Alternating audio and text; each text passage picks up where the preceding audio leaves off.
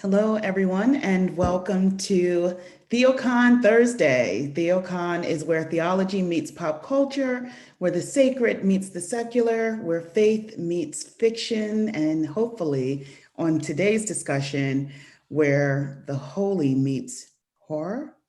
That was good. I literally just came up with that one in the moment. Thank you. We have some fantastic guests here with us today to share a little bit about their passion, interest, and studies around theology and horror movie, especially in light of this month being Halloween season, even though Halloween is just on one day, like it's the whole month of October. Let's be real. It's all about the colors, the orange and the yellows, apple cider, pumpkin spice latte, and pumpkin muffins that are super moist and really good. Anyway, so before we get to our guests, I do want to give a shout out to TheoCon team members, those who are not able to be with us because of other obligations. We have Brian Bennett, Pastor Will Rose, and who am I forgetting off this list? Jacqueline, and with us today is Matthew Brake. So Maddie, thanks for tuning in with us, and we're going to be co-hosting this conversation. So as we shift into our Theo conversation with our guests, I'm going to invite each of our guests to introduce themselves, their profession, and how did they get into the world of horror and theology and God. It's quite interesting, and they have amazing and very impressive backgrounds to share with you today. So how about we begin with John Moorhead, and we'll move on to Brandon Graffius, and then with JR Forasteros. Sounds great. Thank you so much for the invitation. I appreciate the opportunity here. Somehow your group wasn't on my radar, so now it is. I need to keep track of what you guys are doing. Basically, my background, I'm an adjunct professor for Multnomah University, and I don't talk about these subjects at Multnomah, but that is my academic connection there. I've got a master's degree in intercultural studies from seminary. And basically, my entry into the connection between theology, religion, and horror came a little later in life. My interest in this goes back to when I was a kid. I remember my dad coming to my brother and I and saying, you know, we can watch the traditional family stuff tonight, or there's something a little scary on. This was in the 1970s, and it was Creature from the Black Lagoon.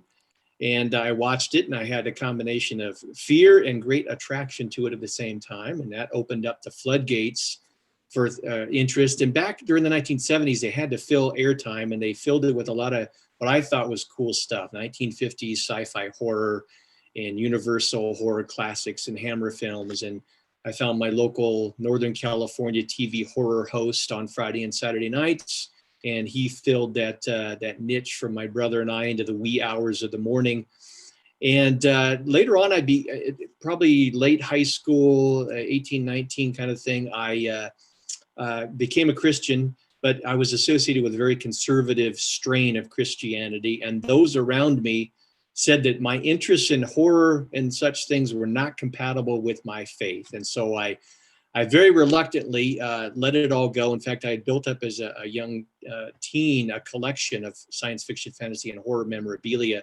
And I took all that and just gave it away. And I've been ruining the day ever since and trying to rebuild, as you can see behind me.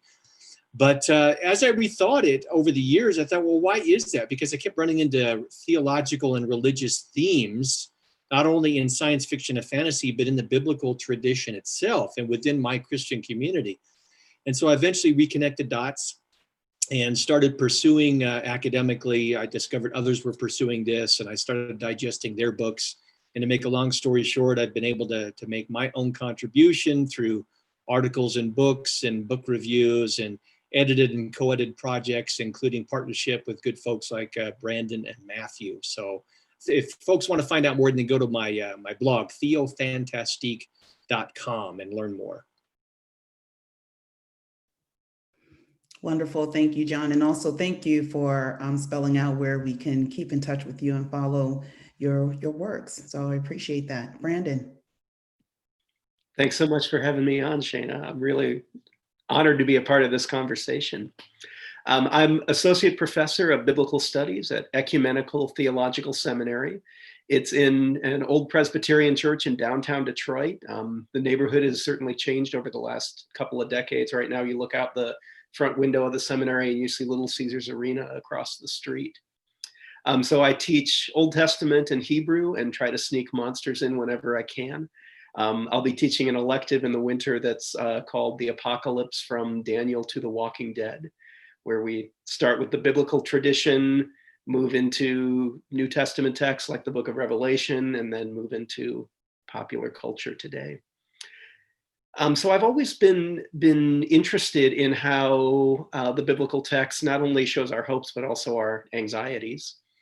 And gradually through when I was a PhD student at Chicago Theological Seminary, searching around for dissertation topic, and I happened to be reading through the book of Numbers. I know. There's a story in chapter 25 where the Israelites are wandering through the desert. They start messing around with the foreign women, as the Israelites are wont to do. God tells them to knock it off. And then one of the Israelite men brings a Midianite woman into the camp. They go into the tent and are doing something. It's unclear what, but of course, exegetes have filled in those gaps for us over the centuries. A priest named Phineas then grabs a spear and skewers them both. So I'm thinking of this and I said, I saw that in Friday the 13th Part 2, or in Bay of Blood, if you want to go back to the original, that all the death scenes of Friday the 13th Part 2 are based on that movie. And then disturbingly, Phineas gets lauded by God for his great zeal for the Lord, and all of Phineas's descendants become priests then up through this great act. So there are so many disturbing things in this passage, of course. There's the xenophobia, there's God blessing the violence, there's the control of sexuality. And to me, these are all really parallel to the dynamics of the late 70s and 80s slasher films, which I read, kind of in line with Robin Wood and other scholars as being really part of the Reagan Revolution, that they're a conservative reaction to the progressive horror of the 70s. So I know the moral majority and groups like that were up in arms over the slasher films in the 80s, but I think they were not really paying attention to the message, because the messages are all about family values. So that was my kind of first connection that led me into this. That's been published as Reading Phineas, Watching Slashers. And I had a follow-up book to that last year that was called Reading the Bible with Horror, where I expand the range a little bit. And my basic connection is that the Bible and horror movies are really, really mirror image of each other, in that they both discuss hopes and anxieties. Anxieties are the underside of hope, and whenever you're talking about one of those, you're implying the other one. You're either directly talking about it or talking about it by its absence. So I look at not only stories like the monstrous Leviathan, the great sea monster that shows up, but I also look at the House of David as a haunted house, that you have these stories of the repetitions of violence, of these places that continually recur throughout. Really follows a lot of these same patterns that we see in haunted house narratives. I look at some of the rituals that attempt to control the sexuality of Israelite women and connect those with the movie Carrie, and that you have these public rituals that are attempts to lock in sexual control through public shame. So I think they have the same hopes and the same fears, and maybe different ways of talking about them, but in some places it really isn't too different. A lot of times the Bible does even work like a horror story. So. Nice. And welcome to the church. Thank you, Brandon, for that introduction. I'm not a pastor yet. We're going to have an introduction from JR before we open up the floor. Yeah, so I was raised in a Southern Baptist church, and much like John, had a tradition where they were not keen on horror films. But sort of accidentally, my parents introduced me to like Ghostbusters, which is, relatively harmless in terms of, it's relatively family friendly compared to a lot of horror. But that hooked me, and I started collecting Goosebump books. I started watching like anything I could find on TV that was horror related, kind of like John was saying. And it took a long time, I think, for me to figure out how to connect the two. And so it was sort of like I had two loves. Like I really loved Jesus, and then I also really loved horror. And yeah, I didn't see how they could play nicely together and inform one another and enrich one another for a long time.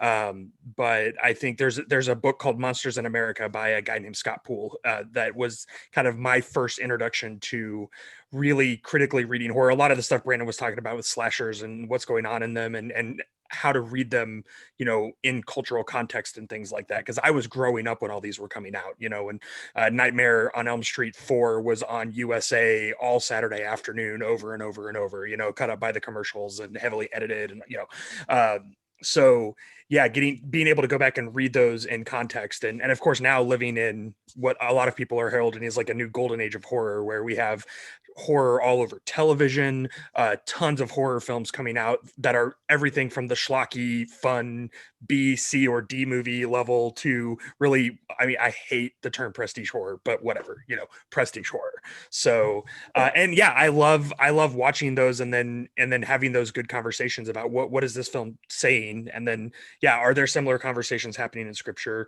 or what does it look like when we put this in conversation with the faith community? So, super fun. Awesome. Thanks, JR. Maddie, how about you? Do you want to chime in on this a little bit, share a little bit about your background and how you entered into horror? Once you unmute yourself? Yeah. once my mic actually works. Yeah, so I feel like I sort of circle the drain of horror. Like I'm not an aficionado, but I respect it as a genre, like John and JR and Brandon. I forget whether you said this was you as well, but I was raised in a tradition that saw anything cool or interesting as demonic and not worthy of attention. Like I remember we had this speaker, her name was Carol Kornacki Brown at this one church. And she did this whole thing, like her thing was that she was like an ex-witch. And so like, who became a Christian, and that was her speaking circuit. So she has this one thing she always does about demonic. She has this one talk she always gives about demonic influences. And so she would talk about how, there are only two sources of power, God and the devil. So Wolverine, where does he get his powers from? Is it God? No, then it's the devil. And that was sort of like the idea that anytime you dealt with something magic or superhuman, that you were dealing with something demonic. I didn't have the heart to. What's that? I said that logic's unassailable. Unassailable. Yeah, unassailable. I mean, you don't want to come back and be like, well, actually, Wolverine has a genetic mutation it's too complicated. I don't want to get into it with that. But so Harry Potter, somehow I was able to sneak in Goosebumps and an occasional Stephen King movie like It or Langoliers. But the thing that really drove me to this intersection of horror and religion was actually an article by Scott Derrickson in Relevant Magazine. And so Scott Derrickson's the guy who did the Doctor Strange movie, but he's also a horror director. And he talked about how horror allowed for this discussion of spirituality and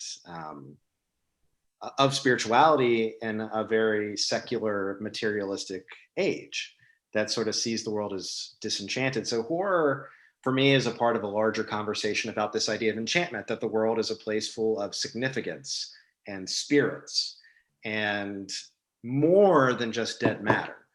And so my relationship with horror is I'm sort of horror adjacent. So, things like The Exorcist or, the scene in Kubrick's Jack Nicholson. Help me out. Forgot the name of the movie. The Shining. Shining. Thank you.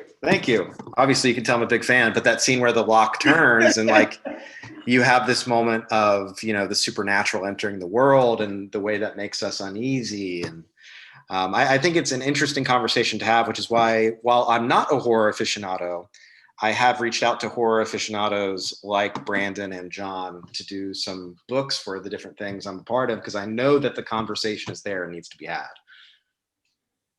Absolutely. Thanks for mentioning that, Matt. I think that my point of entry is much like all of yours, with horror movies and the fascination of being afraid. I don't know what it is about wanting to be scared a little. I'm sure there's some other psychoanalysis around people who enjoy fear and the adrenaline and all of that. I believe Friday the 13th was kind of like my point of entry at the age of like 6 or 7, like sneaking in to watch as my teenage brothers are watching this. I'm like, yes. But out of all of it, out of, all of the slaying that occurred in the movie, the worst part for me was Jason's mom talking to herself, saying, kill her, mommy, kill her. And she's like, I will, Jason, I will. That freaked me out. So instead of seeing the shadowy figures of what could possibly be, Jason from Friday the 13th, I kept hearing the whispers of the deranged mother. So with that said, I would like to hear from all of you. What is the scariest movie that you have watched, and why was it so scary? And I'm sure by the end of this round of question, we'll probably be ready to move into the next and wrap up. Who wants to go first? I have my answer locked and loaded. It was the movie that scared me the most when I saw it was The Ring. I saw that movie in theaters, right? Like opening weekend. And I was a senior in college. I think that movie came out in like in April. So I was literally like a month away from graduating and going into the world as a fully grown adult, ready to make my way. And I laid in bed the night after I saw The Ring, unable to sleep.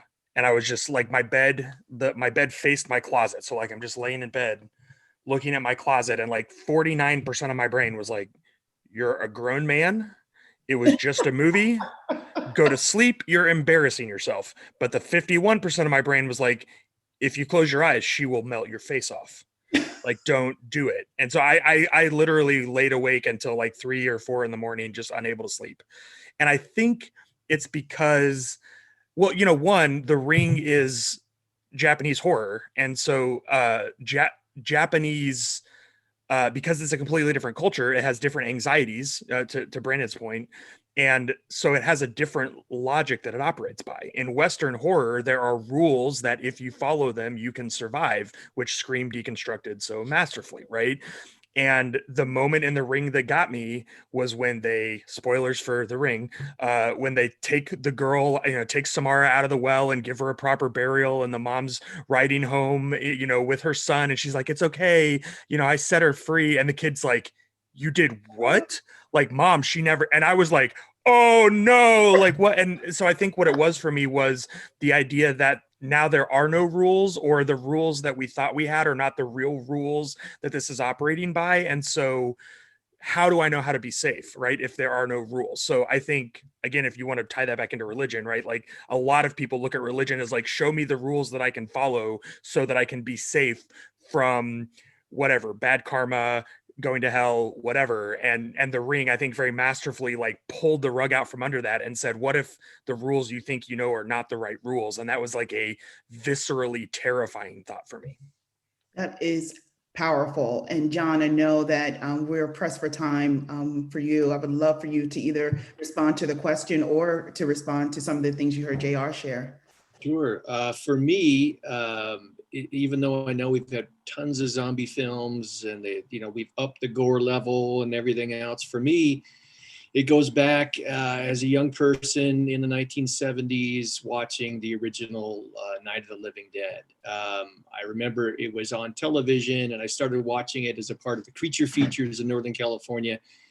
And it started freaking me out. I was a couple of years older than my brother. He was in our room. I'm out in the living room, and I went in and said, hey, there's this cool movie on, maybe we could watch it together. And we would watch like a few minutes, and I would turn it off so that he wouldn't get freaked out. And then we'd turn it back on, build up his horror immunity. And he ended up helping me watch it. But for me, it still holds up as a very powerful film. It had gore in it for the time, But what really is frightening is you've got this group of people stuck together in a small house. You've got a husband and wife that basically hate each other. And you've got this fight for control in this small group put under pressure. You've got a young couple who loves each other, and they think that if we love each other, that's going to hold them together, and they end up dying horrifically in the explosion, trying to put gas in the truck. And then at the end of the film, the hero of the film, an African-American man, which was unheard of at that time in 1968, he ends up dying tragically. So it ends on this nihilistic note. And for me, the most frightening scene of that film are the end credits. These grainy credits where this man that you've followed and rooted for, who gets killed, just like all the undead zombies, he gets dragged out with meat hooks. And you've got the stock music that George Romero used so well that plays in the background, the grainy footage of him being drawn out with meat hooks and put on the flames on the fire to be burned.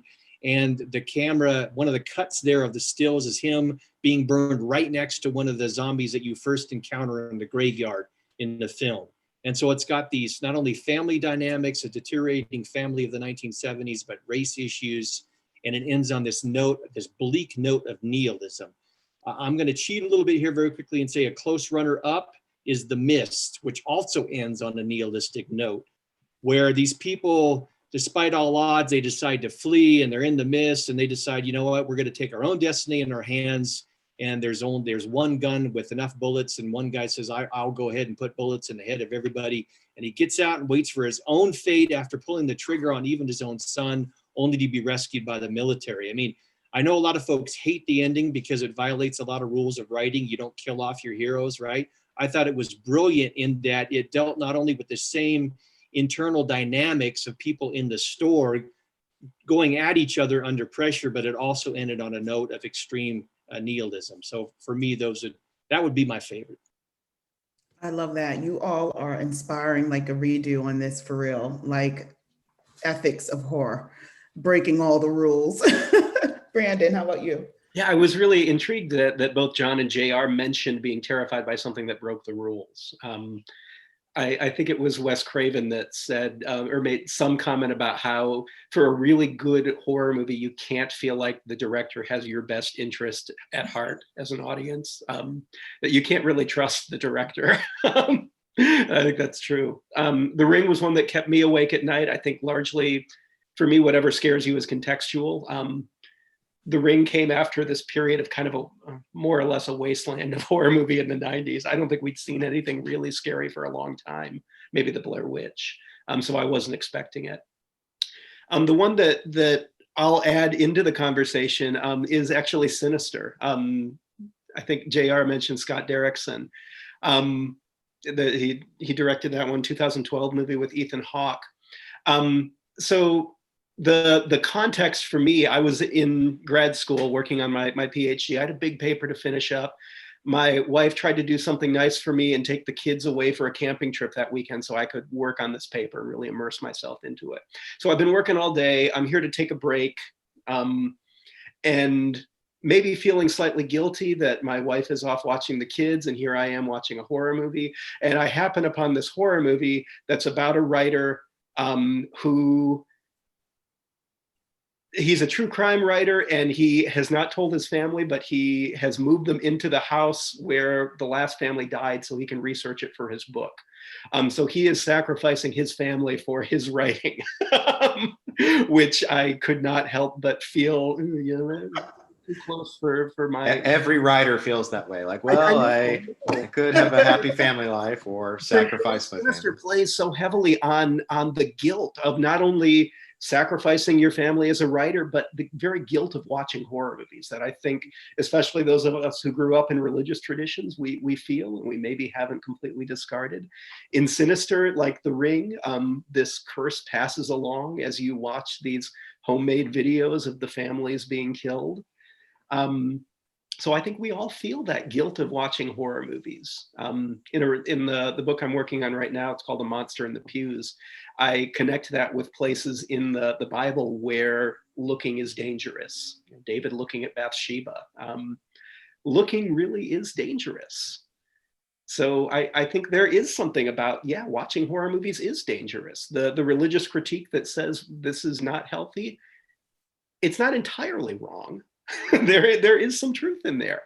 And to me, that's partially what's so fascinating about it. It is dangerous to look, but at the same time, you can't look away. And if you do look away, you're shutting yourself off to a large part of the world and what it means to be human. Thank you for that, Brandon. Maddie, how about you? Response to the question or to anything that you heard so far?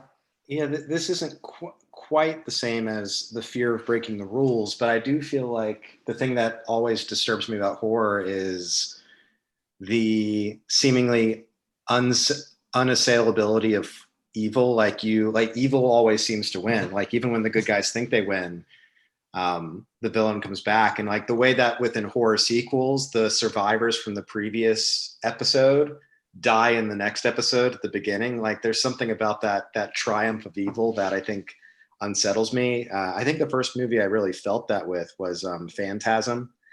Particularly, I think it was Phantasm 3. I just caught it on the Sci-Fi Channel. So you have this terrible tall man from this other dimension who comes in and turns people either into little dwarf minions, or he encases their brains in these silver balls or whatever.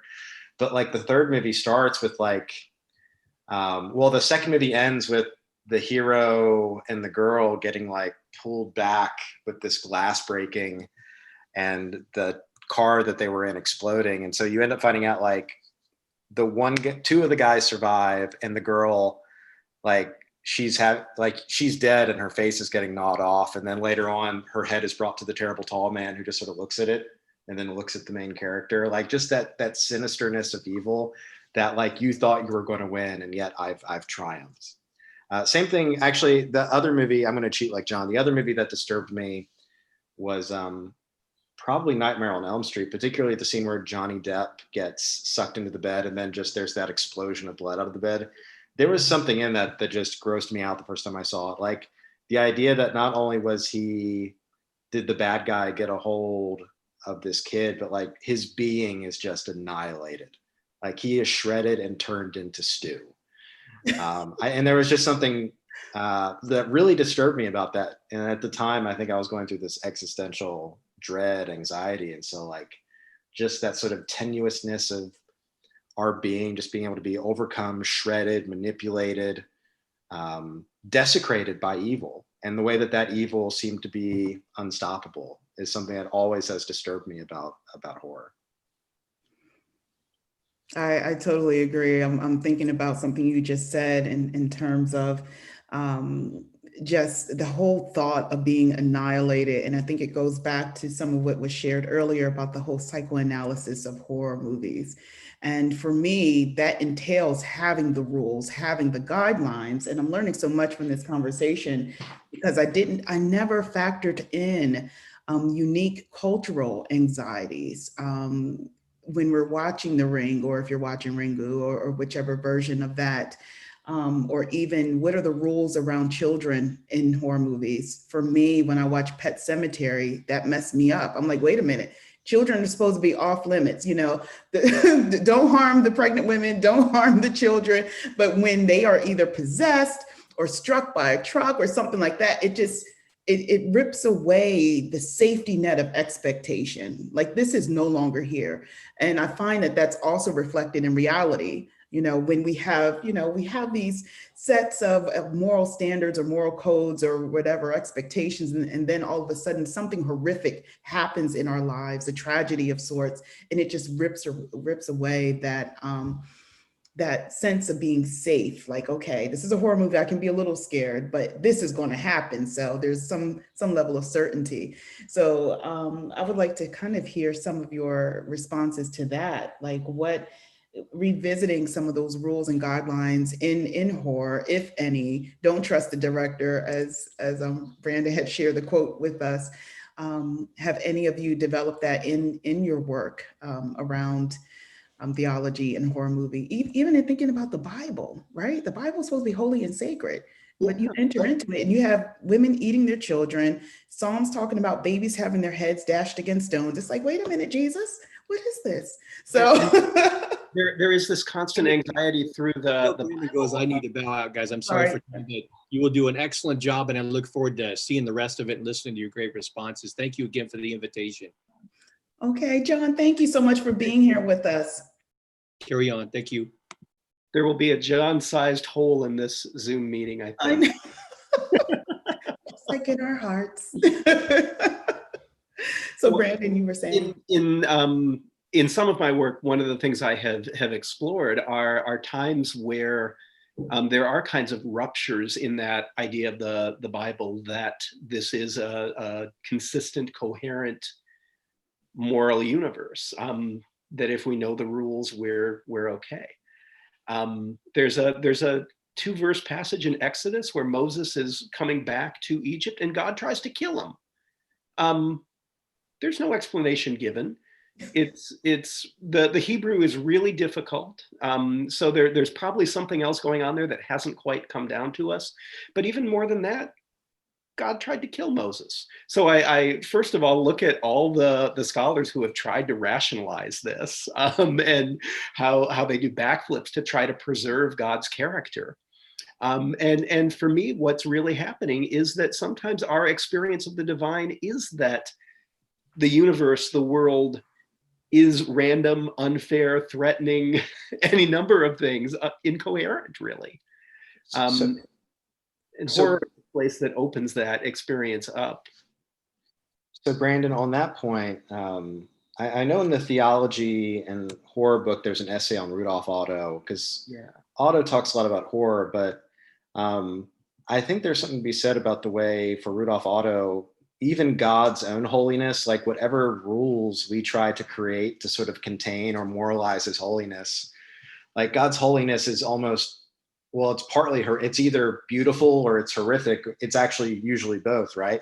Yeah. For every beautiful encounter with God's lovey-dovey presence, to paraphrase Otto, you have this other aspect of him that's a lot more like Indiana Jones and Raiders of the Lost Ark, where it'll just zap you whether you're a Nazi or whether you're the greatest saint who ever lived. Like there's something explosive and unpredictable about holiness that's not even, it goes beyond making or breaking the rules. Like all the rules we make are an attempt to sort of like constrain what is this sort of breaking outness of God's presence that'll kill you.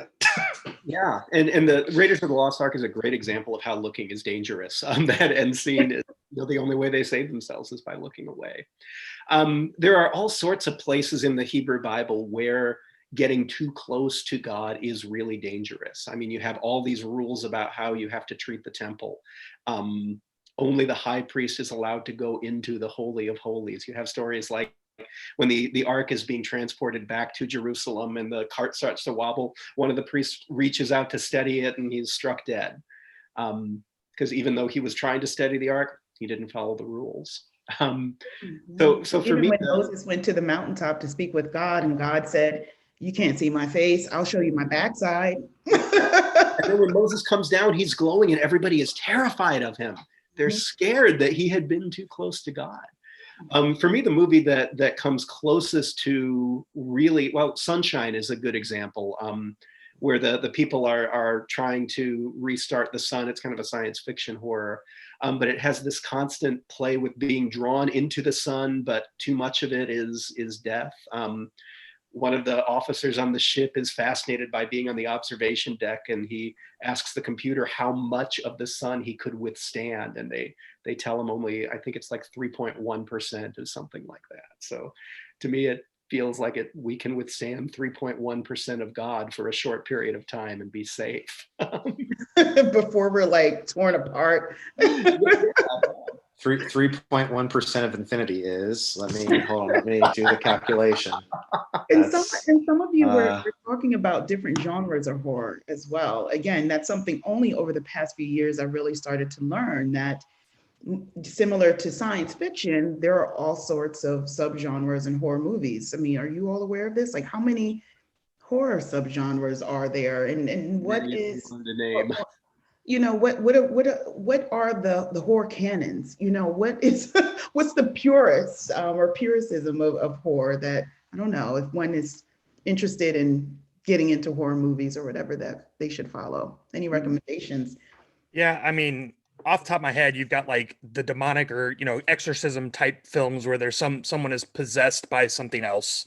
You've got slashers, of course. You've got creature movies, which I don't know, would y'all lump like kaiju movies in with creature movies? You know, there's some kind of you know, anything from Jaws to Godzilla, right? Like there's that kind of stuff. But is And that horror or is that sci-fi? I always think both. it's more fun to expand than Yeah, to same. off. The wider you throw open the gates, the more possibilities you have for conversation. So I'm happy with many of these being both. Yeah, and yeah, for me, it's also a question of like what scares you, you know? For instance, Aronofsky's film Mother Oh, was certainly packaged as a horror film. Like the trailer made it look like Rosemary's Baby remake. It's not, but while I enjoyed the movie, it did not terrify or horrify me. that's so funny. My wife, though, is very much the exact kind of person that Mother is in the film, played by Jennifer Lawrence, and like it nearly caused her to have a nervous breakdown. It on a visceral level horrified her. Mm. Um, and again, like when you compare that to any of the slasher sequels, which are just, you know, buckets of blood being thrown across the screen every other scene, like it is very tame in comparison, and yet again, it definitely horrified. I mean, right? Like it's hard to Brandon shaking his head. It's hard to qualify, but like it's definitely not that, and yet it is definitely horrifying in some very specific ways. Would you create a distinction between the slasher films, a la Friday the 13th, and like basically gore porn, like Hostel or something like that? Oh Like, yeah, I mean, I think torture porn is a whole different Yeah. genre for me, you know. And again, I think to Brandon's earlier point, culturally they're doing different things, you know. Um, The yeah. slashers were a product of the early 80s and the Reagan movement. The torture porn comes out right after Abu Ghraib when we're all feeling horrifyingly guilty about our own complicitness in torture that's happening around the world. It's and so interesting how horror movies correlate to world events. I mean, that is so amazing. Matt, I think you were just about to say something. Sorry about that. well, even earlier when we were talking about kaiju and then, you know, monster movies, King Kong, Godzilla. I mean, we're talking about these, you know, larger than life beings, but then how would you create a distinction between those and something more Lovecraftian? Yeah. Right? Yeah, Like, cosmic horror. Yeah. yeah. So and again, right? Like to me, it's as long as we understand that these are blurred lines, like Pacific Rim is first and foremost like a sci-fi adventure movie, but it undeniably is building on Lovecraft mythos and kaiju stuff, right? So like it's all of those things in what I think is a very fun movie. That's It's really almost different like, from I'm the sorry, giant creatures in the mist. Yeah. Even though they're both creatures in some ways, you wouldn't really, they're fairly far apart in what they're doing. what this is reminding me of is a little bit of crossover music, almost like having Mhm. hip hop blended with country.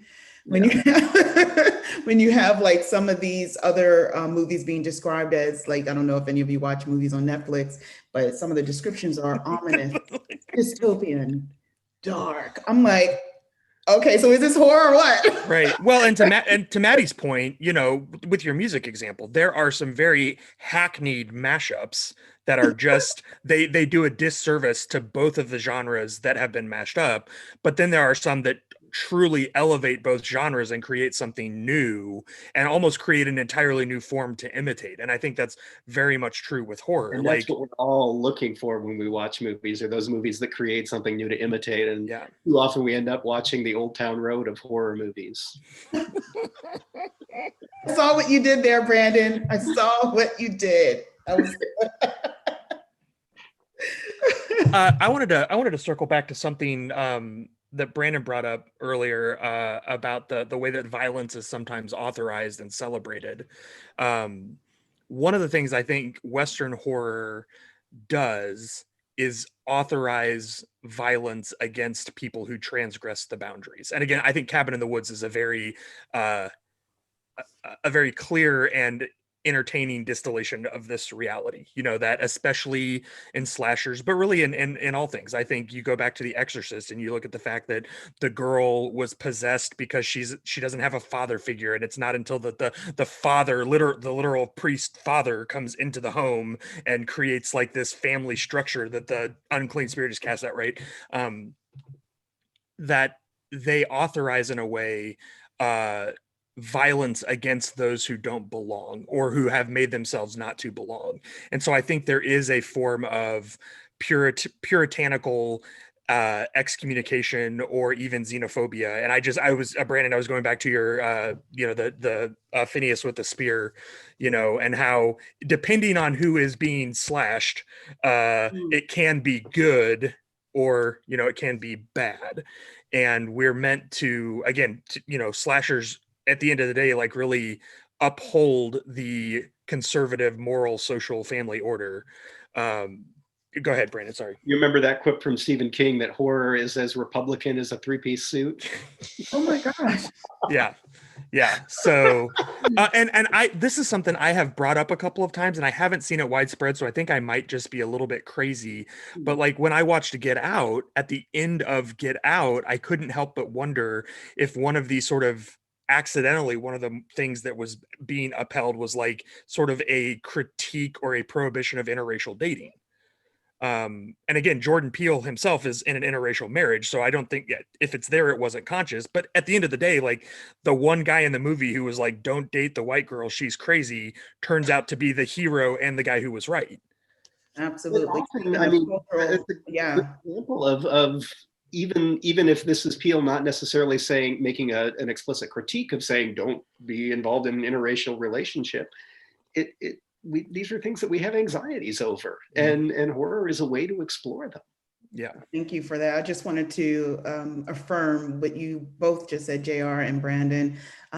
Before watching horror movies or even reading the Bible, some of the horror stories we heard about were racial horrors. You know, it's the things that go bump in the night, like literally, like the KKK. Waking up Black families, or, you know, seeing crosses burning on lawns. So these are like the realities, the real stories that we become horrified by, and then we go to church and get re-horrified, and then it, you know, it all plays out in this other weird, fantastical way. So absolutely. And one of the things that that you all had mentioned, oh my goodness, it just slipped my mind that quickly.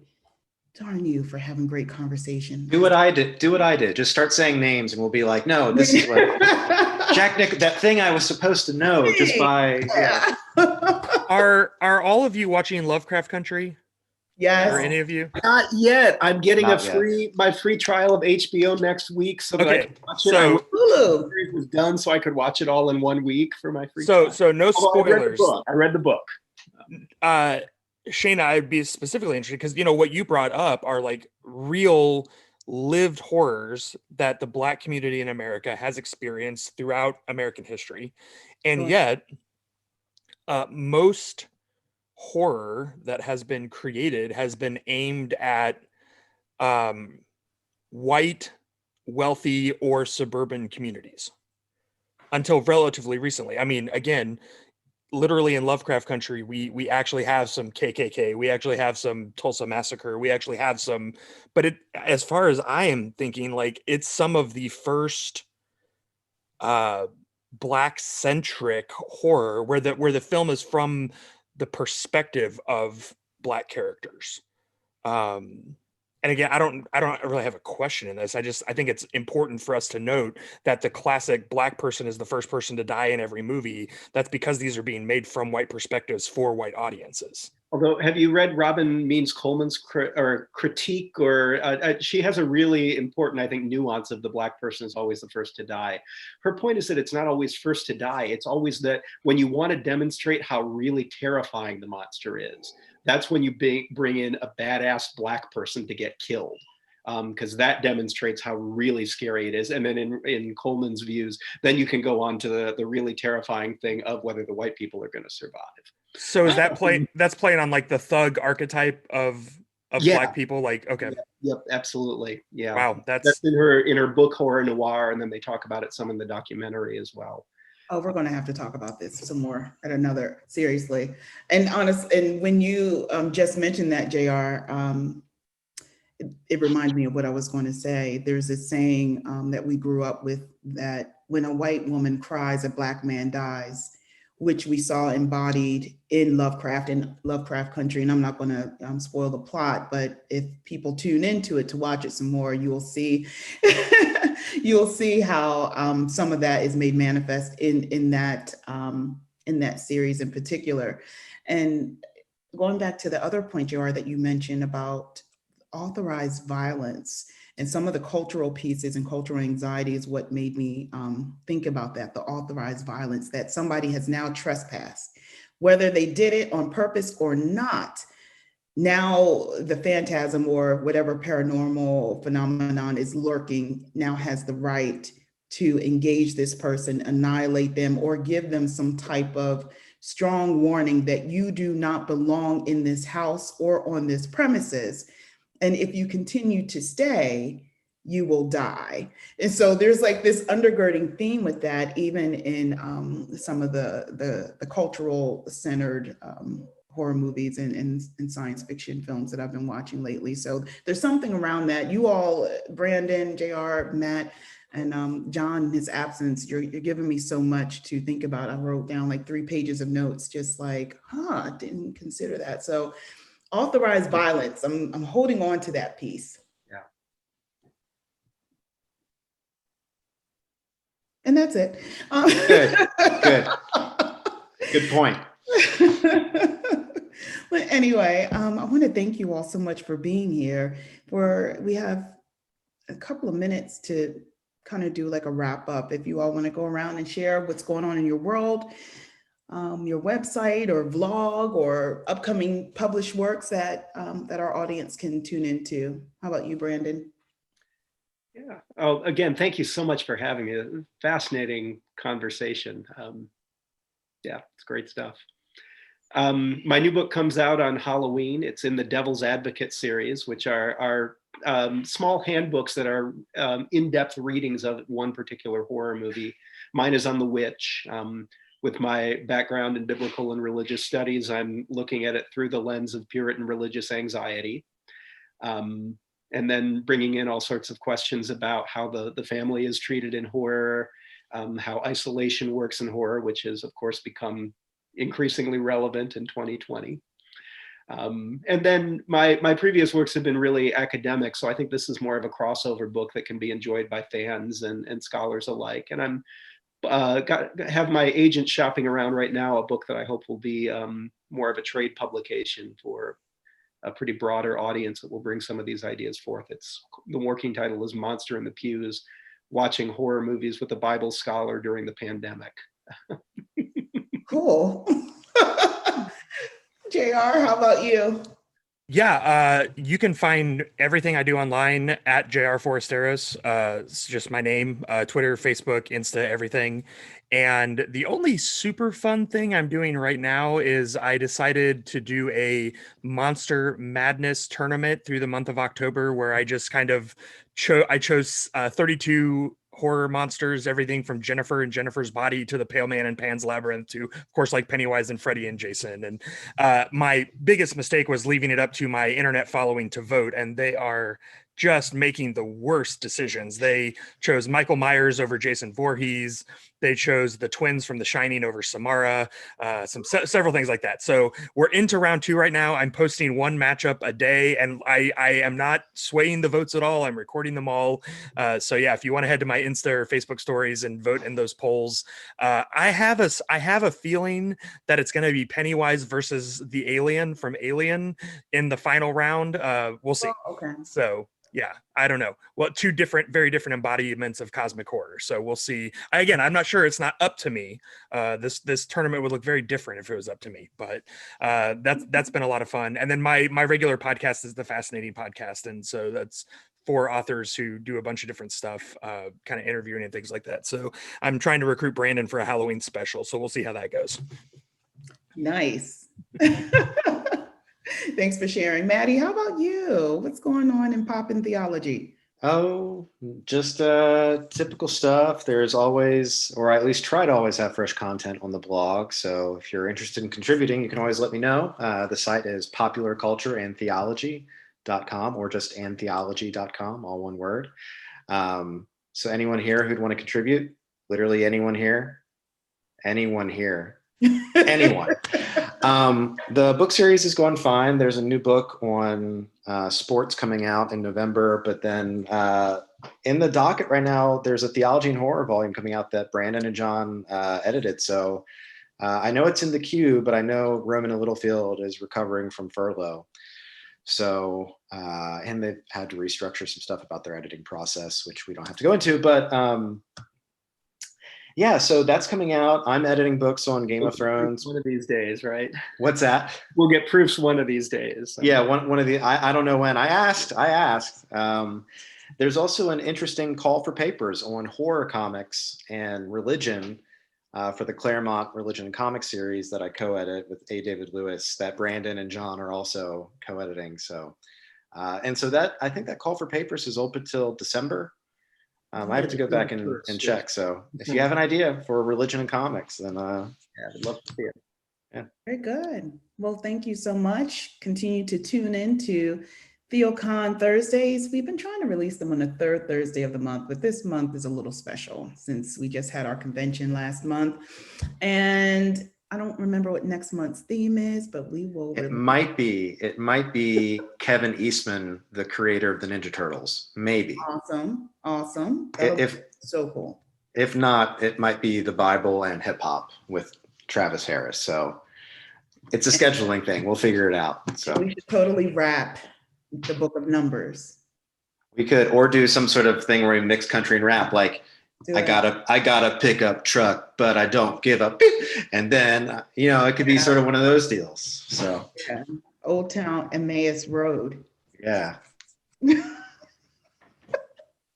We totally shouldn't do this anymore. No. And in December, we will have a special TheoCon Thursday where we are going to do an inaugural show. Oh, that was so good. I can't take credit for that. Anyway, folks, thanks again for tuning in to TheoCon Thursday, where theology meets pop culture. And thanks again to all of our guests. See you next month. Thanks so much for having us, Shayna. This was a blast. Thank you. Thank you.